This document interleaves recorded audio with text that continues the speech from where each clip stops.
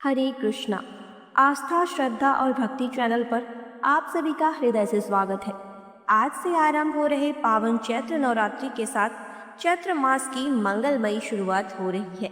ये वही पावन मास है जिसमें दो महान पर्व आते हैं, चैत्र नवरात्रि और रामनवमी। रामनवमी अर्थात प्रभु राम का अवतरण दिवस। इसलिए आज से हम आरंभ कर रहे हैं चैत्र मास की विशेष कथा श्रृंखला, संपूर्ण रामायण श्रवण।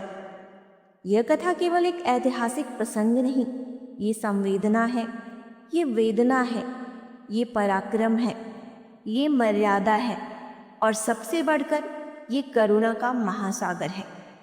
यह वही राम है जो पिता की आज्ञा के लिए राज्य त्याग कर वनवास स्वीकार करते हैं। ये वही राम है जो पत्नी वियोग में एक सामान्य मनुष्य की भांति विलाप भी करते हैं, और यही राम रावण जैसे महाबली का संहार भी करते हैं। यह वही करुणा मूर्ति हैं जो गिलहरी की छोटी सेवा को भी महान बना देते हैं, और जब देने को कुछ नहीं होता तो हनुमान जी को हृदय से लगा लेते हैं। इस चैत्र मास में विशेष रूप से रामायण का श्रवण अत्यंत पुण्यदायी बताया गया है। महर्षि वाल्मीकि द्वारा रचित ये महान ग्रंथ केवल कथा नहीं, जीवन का आदर्श है। पुराणों में भी वर्णन आता है कि चैत्र मास और माघ मास में रामायण का पाठ और श्रवण करने से समस्त पाप नष्ट होते हैं, मनोवांछित फल प्राप्त होता है, दुस्वप्न समाप्त होते हैं, धन, भोग और मोक्ष तीनों की प्राप्ति होती है। इसी महात्म को समझाने के लिए एक प्राचीन कथा सुनाई जाती है। प्राचीन काल में कलिक नाम का एक व्याध था। वह अत्यंत पापी था। पराई स्त्री, पराया घर, हिंसा, निंदा, यही उसका जीवन था। एक दिन वह एक भव्य नगर में पहुंचा जहां भगवान केशव का सुंदर मंदिर था। वहां उसे एक महात्मा ऋषि के दर्शन हुए। उस दुष्ट व्याध ने उन्हें मारने का प्रयास किया, परंतु ऋषि ने क्रोध नहीं किया। उन्होंने कहा, साधु पुरुष अपने विरोधी में भी सद्गुण देखने का प्रयास करते हैं। चंदन का वृक्ष काटे जाने पर भी कुठार को सुगंध ही देता है। उन वचनों ने व्याध के हृदय को बदल दिया। उसने पश्चाताप किया।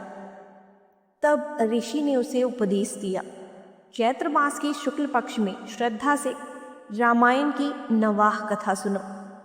केवल रामायण श्रवण के प्रभाव से उसके समस्त पाप नष्ट हो गए। वह दिव्य विमान पर आरूढ़ होकर परम धाम को प्राप्त हुआ। इसलिए हे भक्तों, चैत्र मास में रामायण का श्रवण केवल कथा नहीं, आत्मा की शुद्धि है। इसलिए आज से हम प्रतिदिन इस चैत्र मास कथा श्रृंखला में संपूर्ण रामायण का श्रवण करेंगे, शास्त्र प्रमाण के साथ, भाव के साथ और श्रद्धा के साथ। आपसे विनम्र प्रार्थना है, प्रत्येक दिन आरंभ से अंत तक कथा अवश्य सुने। अपने परिवार, मित्रों और बच्चों को भी सुनाएं।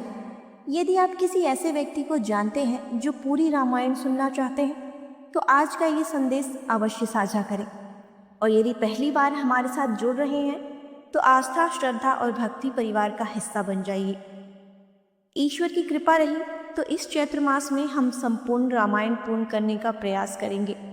अन्यथा जितना संभव होगा उतना अधिक से अधिक श्रवण अवश्य करेंगे। इसी प्रार्थना के साथ कल मिलते हैं रामायण कथा की अगली कड़ी में। हरे कृष्णा।